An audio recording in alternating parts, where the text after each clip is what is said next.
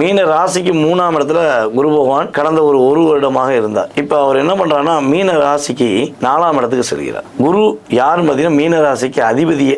அவரே 4ஆம் இடத்துக்கு போய் ஒரு மாற்றத்தையும் மகிழ்ச்சியும் கொடுப்பதற்கான அற்புதமான சூழ்நிலையை குரு பகவான் ஏற்படுத்தி தரப்போகிறார். ராசியில இந்த ராகு 12ஆம் இடத்துக்கு போறாரு. அப்போ ஒரு பயம் வந்துடும். 12ல ராகு போனா தேவையில்லாத சிக்கல், தேவையில்லாத அவமானத்தை சந்திச்சிருவோமா அப்படிங்கிற எண்ணம் எல்லாருக்குமே வரக்கூடிய விஷயம் தான். ஸோ அதை நிவர்த்தி செய்வதற்காகவே இந்த வருடம் ஒரு அற்புதமான வருடமாக நம்முடைய மீன ராசிக்காரங்களுக்கு இருக்க போகுது. குடும்ப ஒற்றுமையா இருக்கும். உங்களுடைய ஆரம்ப கல்வியிலிருந்து உயர்கல்வி வரையும் படிப்பில் உள்ள தடைகள் விலகி நல்ல சூப்பரா மார்க் எடுப்பதற்கான வாய்ப்பு உண்டு. அதே போல மீனராசி பெண்களுக்கு தங்க நகைகள் வாங்குவதற்கான யோகமும் மகிழ்ச்சியான சூழ்நிலையை சந்திக்கக்கூடிய செயல்பாடுகளும் குரு பகவான் மூலமாக கிடைப்பதனால் நீங்கள் வெற்றி காண்பதற்கான செயல்பாடு உறுதியாக உண்டு.